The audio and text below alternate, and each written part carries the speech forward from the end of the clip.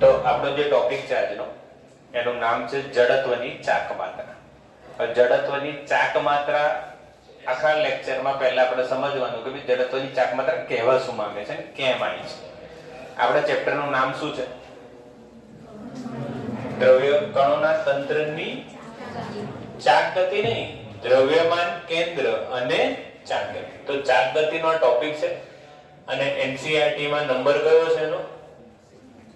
6.9. નામ શું છે? જડત્વની ચાક માત્રા. ભાઈ જડત્વની ચાક માત્રાને ઇંગ્લિશમાં કહેવાય છે મોમેન્ટ ઓફ ઇનર્શિયા. શું કહેવાય છે? Moment of inertia. ભાઈ મોમેન્ટ ઓફ ઇનર્શિયા એ પછી પહેલા જડત્વ શું છે એ થોડી ડિસ્કશન આપણે કરીશું. અહીંયા જોજો આ લોજિક આવ્યો ક્યાંથી, જીવનમાં કેમ જડત્વ આવે છે. તો હું તમને જડત્વની વાત કરું. જડત્વ એટલે મેં તમને એક વાત કહીશ હંમેશા એ જ યાદ રાખવાનું, ફેરફારનો વિરોધ. એને શું કહેવાય? જડત્વ. આપણે એક વસ્તુ સાંભળી હશે, અમુક બાળકોએ સાંભળી હશે, બધાએ નહીં સાંભળી હોય કે ભાઈ ટીચરે નાનપણમાં કદાચ એવું કીધું હોય, ભાઈ આ એકદમ જડ જેવો છે. કેવો છે? જડ જેવો છે. બરાબર ને? તો જડ જેવાનો અર્થ શું? કોઈ વિદ્યાર્થીને બાળક જે બી મસ્તી કરતો હોય કોઈ વિદ્યાર્થી, તો ટીચરે એમ કીધું છે ભાઈ તું જડ જેવો છે. ભાઈ જડ જેવો કેમ? તો ટીચર એને કઈ કામ કહેતા હશે કે ભાઈ તું આવું આવું કર, અને ભાઈ આવું કરતો નથી. આ ન કરે એટલે ટીચર એક વાર છોડે, બે વાર, પછી હાવ જડ જેવો છે.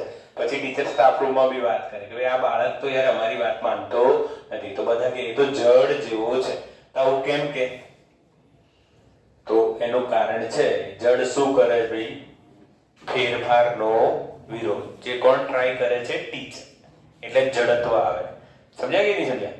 એવી જ રીતના આપણે જડ હિન્દીમાં જઈએ તો જડ કોને કહેવાય ખબર તમને? મૂળિયા. મૂળ એને જડ કહેવાય. એ જડ બી શું કરે છે? એનો વિરોધ કરે, ફેરફારનો વિરોધ. એટલે આ નામ આવ્યું જડત્વ. હવે જડત્વ આપણે એક ભણ્યા છે અને હવે બીજું ભણવાના છે. આપણે એનસીઈઆરટી માં બે ગતિ ભણી રહ્યા છે, રેખીય ગતિ અને બીજી બેટા ચાક ગતિ. હવે રેખીય ગતિ જે ભણી રહ્યા છે એ પહેલી ચોપડીમાં, બીજી ચોપડીમાં હજુ ભણવાના છે. ફર્સ્ટ પાર્ટમાં આટલું આવે. હવે રેખીય ગતિ જે ભણી રહ્યા છે એ રેખીય ગતિમાં આપણે એવું ભણ્યા હતા કે જ્યારે તમારે કોઈ પદાર્થને રેખીય ગતિ કરાવી હોય તો એના પર શું લગાવવું અનિવાર્ય છે? બાહ્ય બળ. ના લગાડો તો એ સ્થિર રહે, અને જો ગતિમાં હોય તો ગતિ જાળવી રાખે. તો એની ગતિનો ફેરફાર કરવા માટે તમારે શું લગાવવું પડશે? બળ. કારણ કે એની જોડે શું છે? જડત્વ. સમજી ગયા? હવે આપણે ચાક ગતિ ભણી રહ્યા છે આ ચેપ્ટરમાં. હવે ચાક ગતિમાં તમે કોઈ પદાર્થ લીધો, આ એની ભ્રમણાક્ષ છે. તો આ ભ્રમણાક્ષમાં આ x કહી દો બેટા, અહીંયા x કહી દેશો તો આ y થશે અને આ z થશે. હવે આને આમ ભ્રમણ કરાવવું હોય તો એનું શું દળ નથી? શું નથી? એનું દળ નથી. છે ભાઈ દળ છે, તો એને દળ છે અને એને ભ્રમણ કરાવવું છે. તો આપણે એડિશનલ એના પર શું લગાવવું પડશે? કંઈક તો લગાવવું પડશે. આપણે કહીએ બળ, પર તમે બળ લગાડશો તે બળનું સ્થાન બી નક્કી કરશો થોડું દૂર. તો બળ અને સ્થાન આવશે એટલે ટોર્ક આવશે. તો ટોર્ક લગાવવું પડશે. શું લગાવવું પડશે? અહીંયા ટોર્ક. અહીંયા ચાક ગતિ કરાવવા માટે કયો ટોર્ક લગાવવું પડે? External torque. ઇન્ટરનલ નથી ગણવાનું. બરાબર? કયું ગણવાનું? એક્સટર્નલ. આ બી બાળકોને ક્વેશ્ચન હોય છે સર કે એક્સટર્નલ જ ગણવાનું. હું એક લોજિક આપું, સમજો. આ એક માણસ છે, ધારી લેવાનું કે માણસ છે. બરાબર? આકૃતિ પર નહીં જવાનું. આ માણસ છે, એનો હાથ છે અને માણસનો એક જ હાથ છે. માણસને કેટલા હાથ છે? એક. થોડો રિસ્પોન્સ કરજો. મેં કીધું ભાઈ વિડિયો ચાલુ છે તો તમારો અવાજ ના આવવો છે, પર અવાજ તો આવે વાંધો નહીં, પણ રિસ્પોન્સ વાળો એલો અવાજ નો આવવો છે. તો હવે બતાવો, આ માણસ સીધો ઊભો રહી શકશે? ઊભો રહી શકે ને? રહી શકે ને? અને અત્યારે બી સીધો ઊભો રહી શકે? બોલો, હવે બી સીધો ઊભો રહી શકે, બરાબર કે? તો પહેલા શું થતું હતું અને અત્યારે શું થઈ રહ્યું છે? તો આ નોર્મલ પ્રોસિજર છે ભાઈ. એને આદત પાડી, આવી રીતના આદત પાડી, બાળપણથી આપણને આદત પાડી આવી રીતના. પણ અહીંયા બે હાથ છે તો ભાઈ આનો mg અને આનો mg, આના પર ટોર્ક લગાડશે આ બિંદુને અનુસાર. સમજાય કે નહીં સમજાય? સિમિલરલી અહીંયા એને હૃદય હશે, હૃદય હશે, હૃદયનો દળ હશે, હોય ને? ભારી હૃદય હોય ને. આ તો મારું હૃદય થોડું ભારી થઈ ગયું છે. સમજાય કે નહીં? એટલે એવું કેમ કહેવામાં આવે કે જ્યારે ટેન્શન લઈ લે ત્યારે હૃદય ભારી થઈ ગયું, ટેન્શન લઈ લે એવું કહેવામાં આવે. પણ હું તો ખાલી મજાક કરું છું ભાઈ. આપણી જોડે ખબર છે કે અહીંયા m હોય તો mg લાગે, તો mg લાગશે તો આનો અંતર છે r, તો mg * r ટોર્ક લાગશે. તો એવી જ રીતના આ બાજુ બી બીજા કંઈક પાર્ટ હશે ને ભાઈ, ઘણા બધા. m નો બી અહીંયા mg લાગતો હશે અને અહીંયા r હશે, તો એનો બી ટોર્ક હશે. આનો ટોર્ક, આનો ટોર્ક ભાઈ. આનો r1 હોય તો આનો r2 હોય, તો m1 હોય, આ m2 હોય તો આ m1 હોય. તો આનો ટોર્ક અને આનો ટોર્ક સરખો થઈ જાય, બરાબર? શું થઈ જાય? સરખો થઈ જાય. સમજાય કે નહીં? તો ટોર્ક બંનેના શું થઈ ગયા બેટા? સરખા થઈ ગયા. એટલે અંદરના ટોર્ક એકબીજાને, ઇન્ટરનલ ટોર્કનો જે સરવાળો તમે કરશો બેટા, શું બનશે? 0 બનશે. એટલે આપણે હંમેશા ગણતરીમાં કયો ટોર્ક લઈશું? Tau external. અને રેખીય ગતિમાં બી કયો બળ લેવાનો? F એક્સટર્નલ, બરાબર? અને ગતિ કરાવશો તો કઈ વસ્તુ હોવાની જ? જડત્વ. તો જડત્વ આપણે રેખીય જડત્વ એટલે દળ આપણે ભણી ગયા છે. આજે ચાક ગતિનું જડત્વ એટલે શું ભણવાના છે આપણે? જડત્વની ચાક માત્રા. ડન. હવે હું તમને એક એક્ઝામ્પલ આપું અને એનાથી આખી થિયરી આપણે ડિરાઈવ કરી લઈશું. અને આ થયું NCERT નું ડેરિવેશન કરીશું. પછી ધીરે ધીરે ધીરે આપણે JEE NEET ના લેવલે આમાં જતા રહીશું. એક એક સ્ટેપ હું તમને લખાઈશ. સૌથી પહેલી આમાં સ્ટેપ આવશે ભાઈ કે ભાઈ સ્ટેપ 1 જડત્વની ચાક માત્રામાં ઇન્ટ્રોડક્શન આપું છું તમને.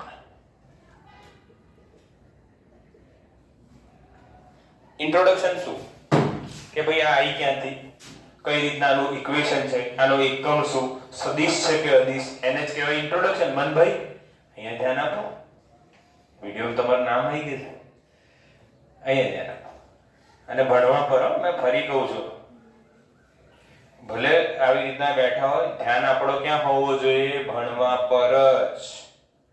અને ટીચર જે બી કે એને માનવું જ પડશે, નહીં તો મન દુખી કરશે અલગ અલગ વિચારો લાવીને. આ મન નહીં. સમજાય કે નહીં? ઇન્ટ્રોડક્શન સિમ્પલ લોજિક છે. શું કહેવા માંગે છે સમજવાનું છે. અહીંયા ધ્યાન આપીશું. આ ભાઈ એક પદાર્થ છે, આ એની ભ્રમણાક્ષ છે. અહીંયા x કહી દો, અહીંયા y કહી દો, તો અહીંયા z કહી દો. ભાઈ આ બહાર આવે છે, બહાર ના બતાવી શકીએ એટલે ત્રાસુ બતાવવાનું. આ z છે, z એની ભ્રમણાક્ષ છે. હવે એક વસ્તુ સમજજો, આ ફરે છે, કેટલાથી ફરે છે સાહેબ? ઓમેગા. કેટલાથી ફરે છે? ઓમેગા. હવે ધ્યાન રાખવાની વાત કહું છું, સમજજો. આમાં આ જે દ્રઢ પદાર્થ છે, એ દ્રઢ પદાર્થ એટલે કણોનું શું હોય? તંત્ર. તો એક કણ પસંદ કરી, કોઈ બી તમારી ઈચ્છા હોય. ભાઈ આ અહીંયા કણ લો જેનું દળ કેટલું છે બેટા? m1, અને એનું આ અંતર કેટલું છે? r1, અને આ એનું સેન્ટર છે વર્તુળાકાર ગતિનું. આ કણ કઈ ગતિ કરશે બેટા? વર્તુળાકાર. કઈ ગતિ કરશે? કઈ ગતિ કરશે? અને આખો પદાર્થ કઈ ગતિ કરશે? ચાક ગતિ. પણ એનો દરેક કણ કઈ ગતિ કરશે? વર્તુળાકાર. એવી જ રીતના બીજો એક કણ લઈ લો m2, એનું અંતર હશે બેટા r2, અને એ બી શું કરશે? વર્તુળાકાર ગતિ. એમ અહીંયા લઈ લો બેટા m3, એનું અંતર શું હશે? r3, અને એ બી શું કરશે બેટા? વર્તુળાકાર. એવું લેતા લેતા આપણે ઘણા બધા કણો લઈશું. તો આપણે કોઈ આયમો કણ માનીએ, ઘણા કણ છે. I મો કણ લઈએ તો એનું અંતર કેટલું હશે બેટા I અને એ કઈ ગતિ કરતો હશે વર્તુળાકાર તો દ્રઢ પદાર્થના કોઈ I માં કણ માટે ગતિ ઉર્જા લખવાની વાત કરીએ તો તમે ગતિ ઉર્જાનું સૂત્ર લખશો બેટા શું હાફ mv સ્ક્વેર પર કયા કણ માટે I માં કણ માટે લખાઈ આવી રીતના તો આમાં કોઈ લોજિક છે નહીં સિમ્પલ હિસાબ છે હવે સમગ્ર દ્રઢ પદાર્થ ની કુલ ગતિ ઉર્જા લખીએ ભાઈ તો પહેલા કણની પછી બીજા કણની પછી ડેશ ડેશ ડેશ કરીને n માં કણની તો આપણે શું કરી દઈશું બોલો summation ki I is equal to 1 to ક્યાં સુધી બેટા n કેમ કે આ પદાર્થ કેટલા કણોથી બનેલો માનવાનો આપણે n કણોથી તો દરેકનું આ લોજિક આવશે એક વાત અહીંયા ઉમેરી શકાય જો ધ્યાન આપજો કે સર તમે એક વાત કીધી હતી કે ભાઈ vi બરાબર શોર્ટકટ યાદ હશે તમને વોર યાદ છે ને v બરાબર વોર પર મેં લખ્યું r ઓમેગા અને અહીંયા I અને અહીંયા પણ I હવે આ I ને આપણે હટાઈ દેવો પડે કેમ ધ્યાન આપજો મારો હાથ જો બરાબર હવે મારો હાથ કેટલો ખૂણો ફરે છે એ કહેજો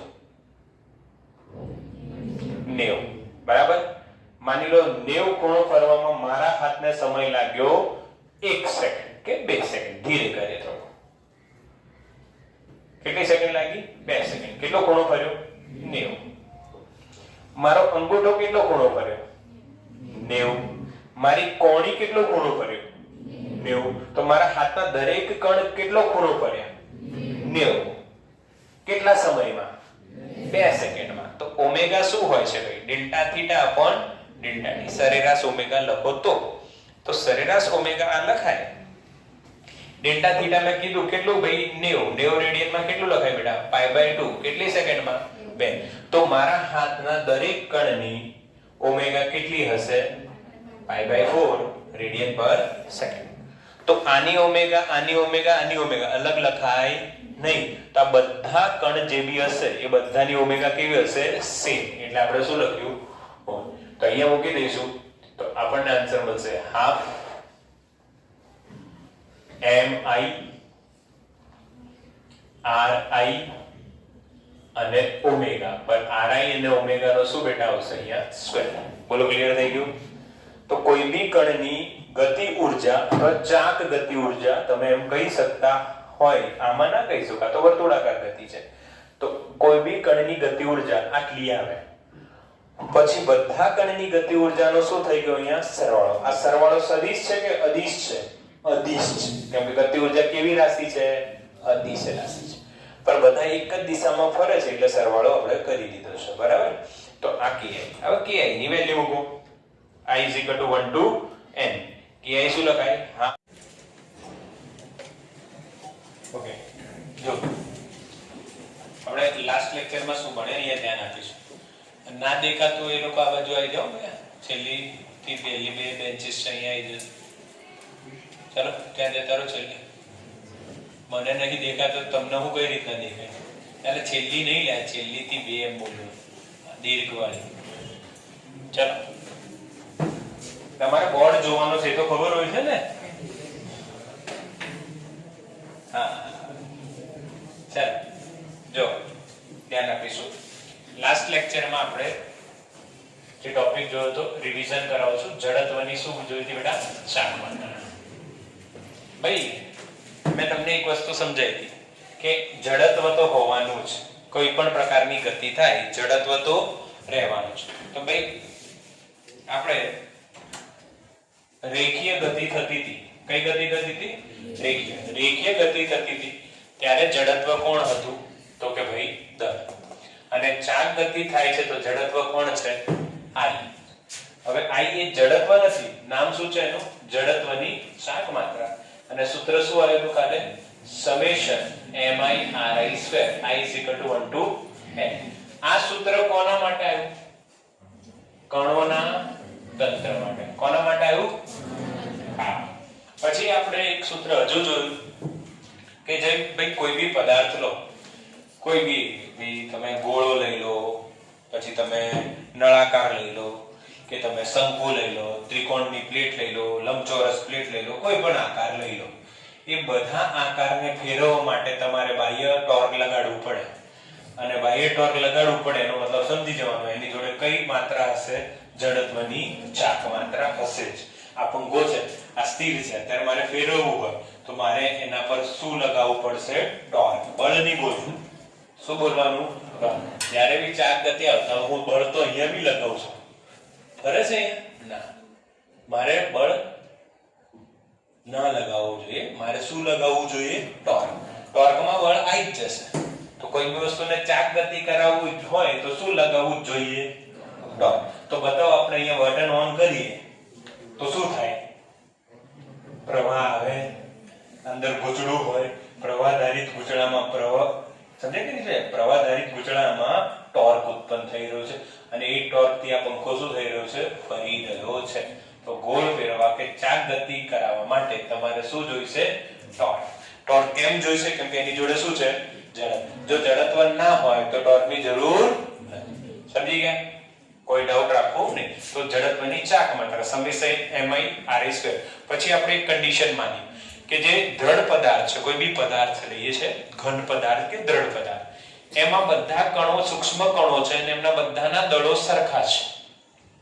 તો દળ સરખા છે અને કુલ દળ કેપિટલ M છે. તો આપણે ફાઇનલ એક સૂત્ર લાવ્યા હતા, યાદ કરો. શું બેટા? mk². તો આ છે આપણો દ્રઢ પદાર્થ માટેનું સૂત્ર. આ કણોના તંત્ર માટે આ દ્રઢ પદાર્થ. એમાં k શું છે?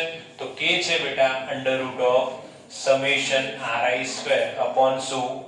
n. I = 1 to n. આ છે, નામ બોલો આનું, ચક્રાવર્તનની ત્રિજ્યા. શું નામ છે બેટા આનું? ચક્રાવર્તનની ત્રિજ્યા. શું નામ આનું? ચક્રાવર્તનની ત્રિજ્યા. બરાબર કે નહીં? તો આપણી ક્લેરિટી રાખજો કે આ સૂત્ર છે જડત્વની ચાક માત્રા. એક વસ્તુ હું નીટ અને જેઈ પર્સપેક્ટિવ થી બતાવું છું કે આને આપણે બીજી કઈ રીતના લખી શકીએ. ધ્યાન આપજો. તો આ સૂત્રમાં આપણે એવું કરીએ, જો દળ ખૂબ જ સૂક્ષ્મ હોય તો આપણે એને શું લખીએ છીએ? dm. અને એટલે ડેલ્ટા m હોય, સપોઝ આ નાનું દળ છે ડેલ્ટા m છે, એની જગ્યાએ શું લખીએ છીએ? dm. અને સમેશન હોય તો એની જગ્યાએ શું કરી દઈશું? ઇન્ટિગ્રેશન. તો આપણો I નું સૂત્ર બનશે બેટા ઇન્ટિગ્રેશન r² * dm. શું બન્યું? r² * dm. મેં r² આગળ લખ્યા છે અને જે m છે એનું dm થઈ ગયું. સૂક્ષ્મ દળ છે એટલે પાછળ લખ્યું છે. અને આવા સૂક્ષ્મ ખંડ હોય તો એમનો સરવાળો સમેશન ના લખાય. શું લખવું પડે? સંકલન. તો આવી એક ઇક્વેશન આપણે લખવાનું બાકી હશે કાલના નોટ્સમાં. આ લખી કાઢો. આ જે નીટ માટે છે. જો દળ ખંડ એટલે દળ ખંડ ખૂબ જ સૂક્ષ્મ હોય, એમના ખૂબ જ સૂક્ષ્મ દળ હોય તો જે ડેલ્ટા m લઈએ છે આને ડેલ્ટા m લેવું પડશે. જો દળ ખંડ લઈએ એને dm લખવું પડશે અને સમેશન ની જગ્યાએ ઇન્ટિગ્રેશન કરવું પડશે. એટલે આપણો આન્સર આવશે ઇન્ટિગ્રેશન r² * dm. લખી કાઢો. ચાલો સ્ટાર્ટ કરીએ. તો આપણે આ જડત્વની ચાક માત્રા, આ મેં તમને સ્ટેપ 1 લખાયું હતું કે સ્ટેપ 2 લખાયું હતું? જો આ સ્ટેપ 2 થયું.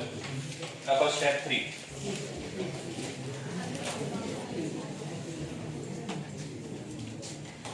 જો સ્ટેપ વાઇઝ ચાલીશું, સ્ટેપ વાઇઝ ચાલતા રહીશું તો ખબર પડશે કે કઈ રીતના આખો ટોપિક જડત્વની ચાક માત્રાનો રિલેટ કરે છે અને આપણે કેટલું NCERT થી લઈને નીટ પછી જેઈ સુધી જાણવા જેવું છે. મેં તમને અત્યાર સુધી જે કરાયું એમાં બધું ઓલમોસ્ટ ઇક્વેશન આપડા આવી ગયા છે.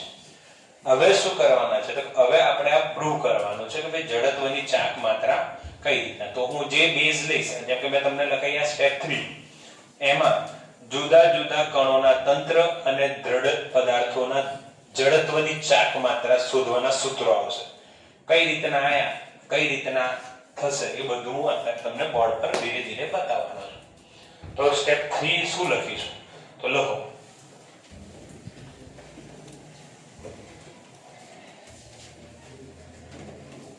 જુદા જુદા તંત્રો અથવા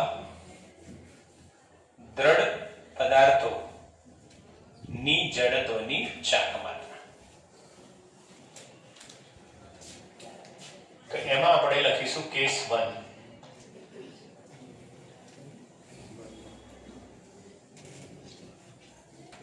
બિંદુવત પદાર્થો ની જડત્વની ચાક માત્રા. કયા બિંદુ? હવે જડત્વની ચાક માત્રામાં મેં તમને વારંવાર બોલું છું, ફરી બોલું છું, સૂત્રો જોજો બેટા. I બરાબર summation mi ri square i = 1 to n. બોલો mi એટલે દર, ri એટલે ભ્રમણાક્ષથી લંબ અંતર. જેવું બોલું એને પકડજો, એ લોજિક ને યાદ રાખજો. પછી આપણે આયા બીજું ઇક્વેશન ઇન્ટિગ્રેશન. સો r² * dm. dm એટલે સૂક્ષ્મ ખંડનું દળ, r એટલે ભ્રમણાક્ષથી લંબ અંતર, અને છેલ્લે આ બધું હટાવી દઈએ ને આપણી જોડે કુલ દળ હોય તો ચક્રવર્તનની ત્રિજ્યા વાળું સૂત્ર કયું આવશે બેટા? mk². બરાબર? તો હવે આનો ઉપયોગ કરીને આપણે કામ કરવાનું છે. બિલકુલ મેં જે લોજિક આપતો જો એ સમજતા જજો અને આપણે સોલ્વ કરી દઈશું ઈઝીલી. બિંદુવત પદાર્થ બેટા, આ ભ્રમણાક્ષ અને આ એક બિંદુવત પદાર્થ છે જેનું દળ m છે અને આનું અંતર r છે. હવે આને અનુલક્ષીને આપણે ભ્રમણ કરાવીએ છીએ. આ કેન્દ્ર છે. સમજી ગયા? કોઈ ડાઉટ નથી? તો બતાવો એની જડત્વની ચાક માત્રા કેટલી? તો સૂત્ર શું છે? mr². આન્સર. એક કણ હોય એની જડત્વની ચાક માત્રા કેટલી સર? mr². ચાલો ફરી બીજો કન્સેપ્ટ કરાવી દઈએ. આમાં કન્સેપ્ટ નથી, ઇક્વેશન જે છે આ વાળો એના બેઝ છે. એક m1 છે એનું અંતર r1 છે, બીજો m2 છે એનું અંતર r2 છે. બરાબર? આ તો અહીંયા બાજુમાં જ બતાવી દઈએ. અહીંયા r2 છે, આ m2 છે. હવે ચલો આપણે આમ ફેરવી દઈએ તો જડત્વની ચાક માત્રા કેટલી? તો m1r1² m2r2². ખબર પડી ગઈ? હા કે ના? કોઈ ડાઉટ આમાં રાખો નહીં, સિમ્પલ લોજિક છે. ત્રીજું કરાવી દઈએ, ધ્યાન આપજો. આમ હોય r અને આ છેતરવા માટે આપણે, બીજું કશું નહીં. તો હવે આની જડત્વની ચાક માત્રા કેટલી?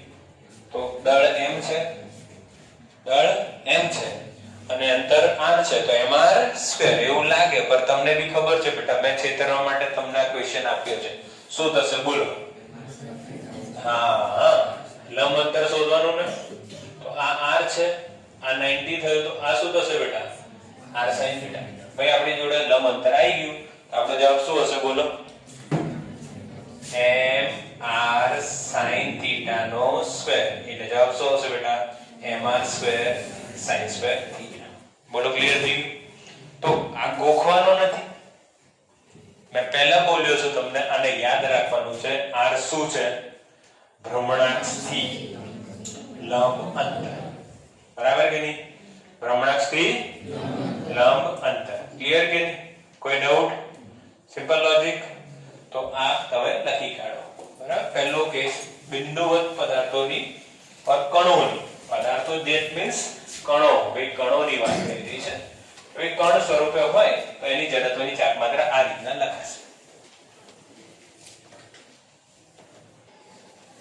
ચાલો હવે કેસ 2 લખો. કેસ 1 થઈ ગયો, હવે કેસ 2.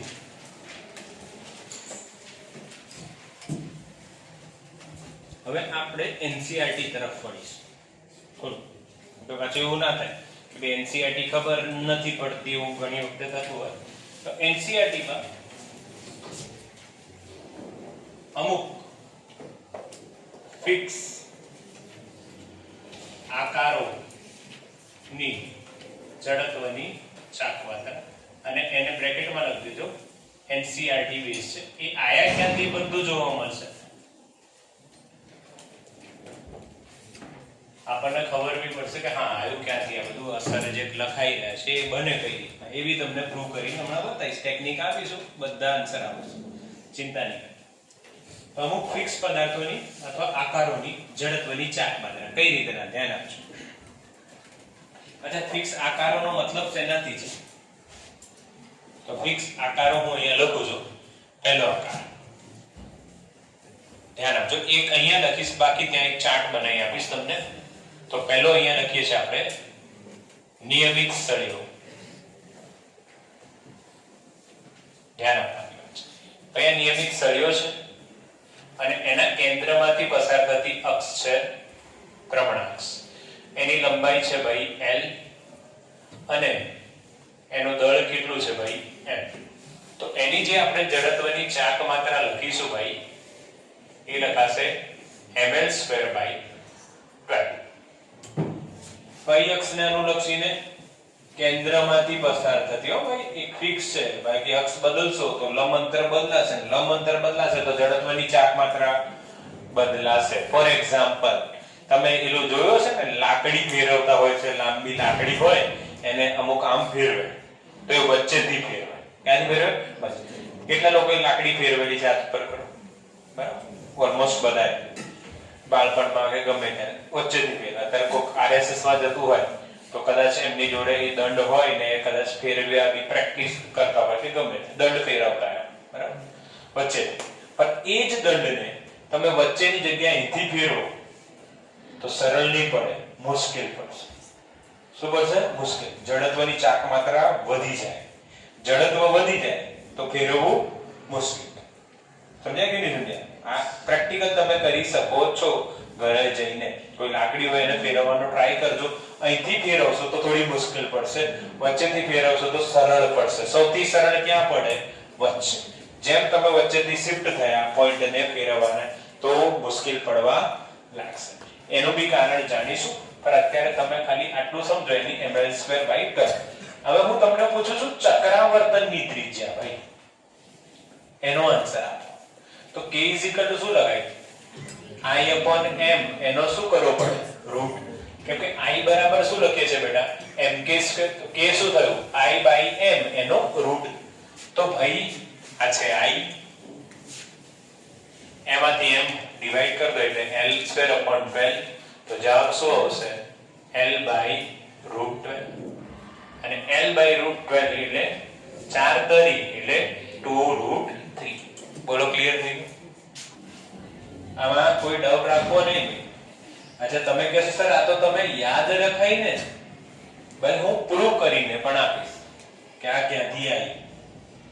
બરાબર, અત્યારે આપણે યાદ રાખવાની છે, કેમ કે હું એક શોર્ટકટ બી આપી દઉં છું. ધ્યાન આપજો. આના પછી અહીંયા શોર્ટકટ બનશે. તમારે ખાલી સળિયાની યાદ રાખવાની છે, બાકી બધાનું શોર્ટકટ બનાવી આપું અને શોર્ટકટ આપણે અહીંયા લખીએ. ધ્યાન આપજો. બાકી બધાનું શોર્ટકટ તમને આપી દઉં એનસીઆરટી માં જેટલા બી આકારો છે. ધ્યાન આપજો. શોર્ટકટ શું છે?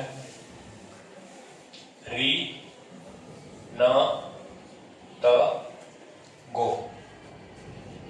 આટલું યાદ રાખો. શું યાદ રાખો? રી ન ત ગો. આકારો થઈ. રી થી કયો આકાર બનશે? રીંગ. રીંગણ નહીં. કોણ બોલ્યું રીંગણ? રી થી રીંગ. નથી? હા, નળાકાર. જોજો ભાઈ. તથી તરબૂચ. તથી ત્રિકોણ. આ કોણ છે ભાઈ? ગુજરાતીના મહાન જ્ઞાતા. તથી ત્રિકોણ એટલે શું આવી રીતના લખવાનું છે? ત્રિકોણ.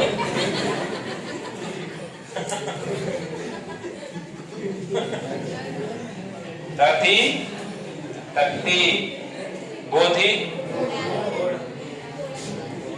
ગોળો.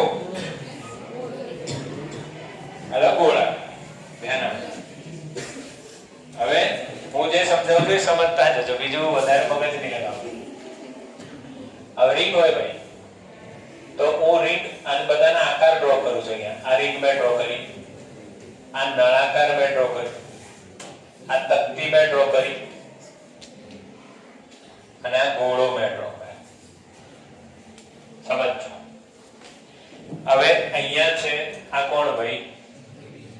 દ્રવ્યમાન કેન્દ્રમાંથી પસાર થતી અક્ષ. અહીંયા આ અક્ષ, અહીંયા આ અક્ષ અને અહીંયા કોઈ બી અક્ષ લઈ લો, વાંધો નહીં. હવે સી સી સી અને સી. સી નો મતલબ સેન્ટર ઓફ માસ. બેટા ધ્યાન રાખજો. ક્લિયર કે નહીં? હવે અહીંયા ધ્યાન આપજો. આ તો મેં આકારોના નામ પર આપણે યાદ રાખવું રી ન તગો. હવે અહીંયા બે કેસ, કેન્દ્રમાંથી અથવા વ્યાસમાંથી પસાર થતી અક્ષ હોય. એક અક્ષ આવી હોઈ શકે ને, વ્યાસમાંથી પસાર. આમાં બી બે કેસ. બોલો કયા બે કેસ હશે? કેન્દ્ર અથવા વ્યાસ. તમે લોજિક લગાવો, તમે ચોકડો ઉઠાવો, બતા એક મને આપજો. ચલો, જરૂર નહીં, મારી જોડે ચોકડો છે. ચોકડો નથી, પાટ્યું છે. ચાલો, એક પ્રયાસ તમારે કરવાનો છે. અમુક લોકો પહેલેથી કરવા લાગી જશે, ખબર છે, અમને આવડે છે. આમ કરો અને ફેરવો.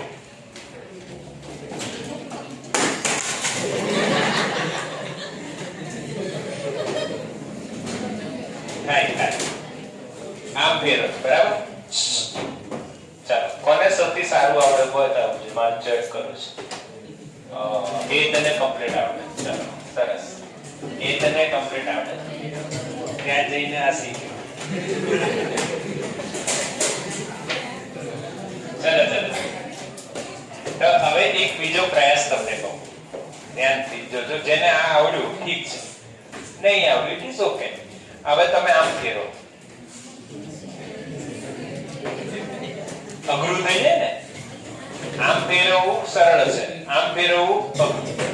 આમ ફેરવાય, આમ થોડુંક આમ સાઈડમાં લઈ જાય ના.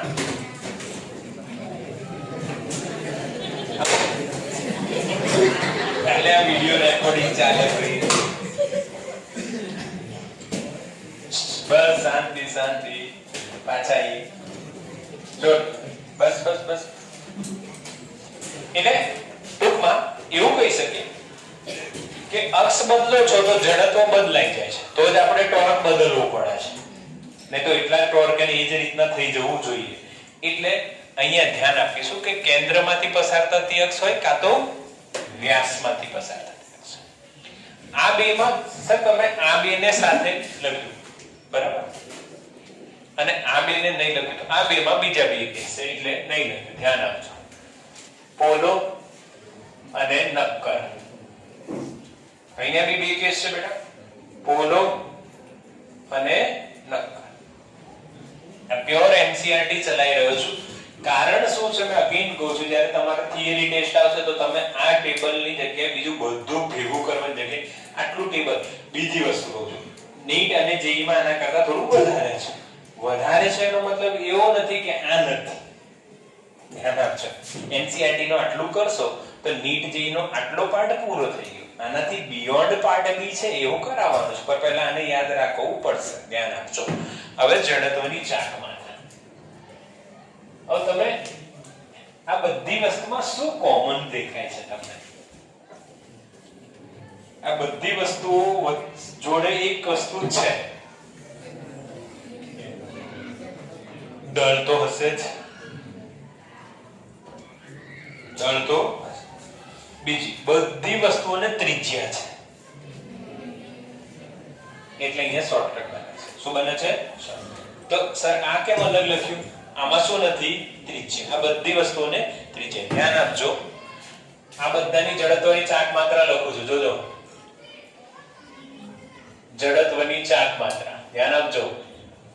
mr square mr square mr square mr square mr square mr square mr square mr square.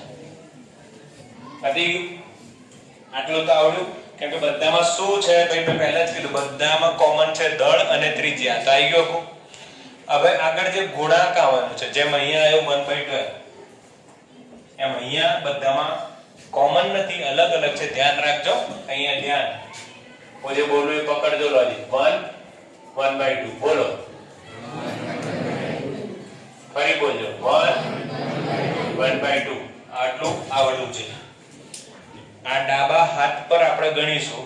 જો જમોડી હોય એટલે રાઈટ હેન્ડેડ હોય તો લેફ્ટ હેન્ડ પર ગણીશું, લેફ્ટ હેન્ડેડ હોય તો રાઈટ હેન્ડ પર. પણ આપણને આંગળીઓના ટેરવા, ગુજરાતીમાં ટેરવા કહેવાય, એના પર આ કેલ્ક્યુલેશન આવડવી જોઈએ. જો ધ્યાન આપજો. રી ન ત ગો, ખબર પડી ગઈ? રી ન ત ગો. આપણે કયા દોરવા કે લખવા નહીં બેસવાનું. ધ્યાન આપજો. જે જેઈ નીટ આવે ને આમાંથી કંઈક આવ્યું તો આપણે ફટાફટ આન્સર આવશે. રી ન ત ગો. થઈ ગયું? હવે તો જો 1/2 રી માં 2, ન માં 1/2 એમાં બી 2. આમાં ધ્યાન રાખજો. 1/2 1/4 2/3 2/5. આ લોજિક છે. હવે એક સાથે હું બોલતો જો, તમારે રિપીટ કરવાનું. 1/2 1/2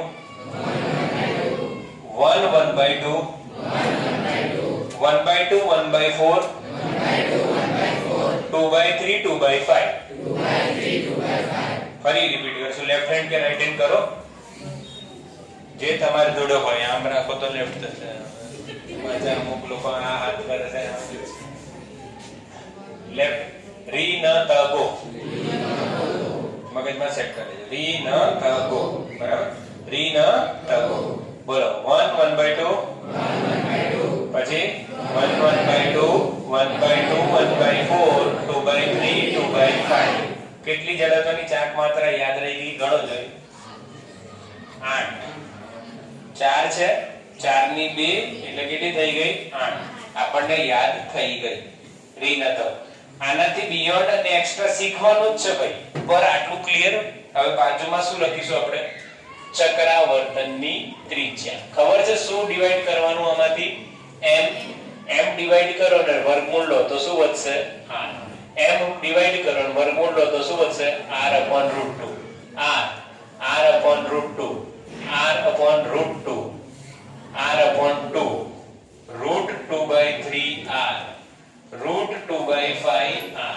આ બેમાંથી એક NCERT માં નથી, પણ મેં લખાઈ દીધું કેમ કે સાથે સાથે એ બી થઈ જાય. બરાબર? તો આપણું શું પૂરું થઈ ગયું બેટા? Case number 2. અમુક ફિક્સ પદાર્થો જે NCERT માં આપ્યા છે એમની જડત્વની ચાક માત્રા. બરાબર? નેક્સ્ટ લેક્ચરમાં આપણે શું શીખવાનું છે કહી દઉં. મેં તમને એક હિન્ટ આપી. તમે અહીંથી ફેરવો છો તો જડત્વની ચાક માત્રા આટલી, પણ તમે આ સાઈડમાંથી ક્યાંક ફેરવો તો જડત્વની ચાક માત્રા કેટલી ખબર પડે.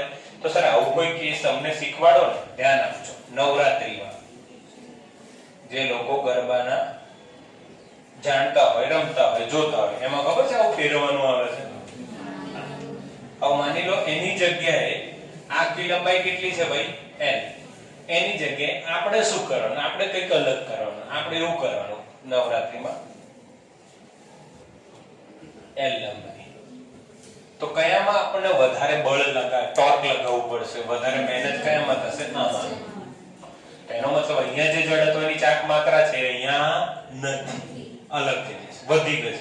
તો કાલે બતાવીશું કે નેક્સ્ટ લેક્ચર જ્યારે બી આપણે આવીશું ત્યારે આ જોઈશું કે આમાં કઈ રીતના જડત્વની ચાક માત્રા. એ થશે આપણો નેક્સ્ટ સ્ટેપ ઓર નેક્સ્ટ કેસ હું તમને શીખવાડીશ. બોલો ક્લિયર થયું? તો જડત્વની ચાક માત્રાનું બેટા સૂત્ર ફરી બોલીશું બધા. સમેશન mi/r² પછી ઇન્ટિગ્રેશન r²df અને છેલ્લું i mk². બરાબર? ચાલો આટલું રાખીશું. રિસેસ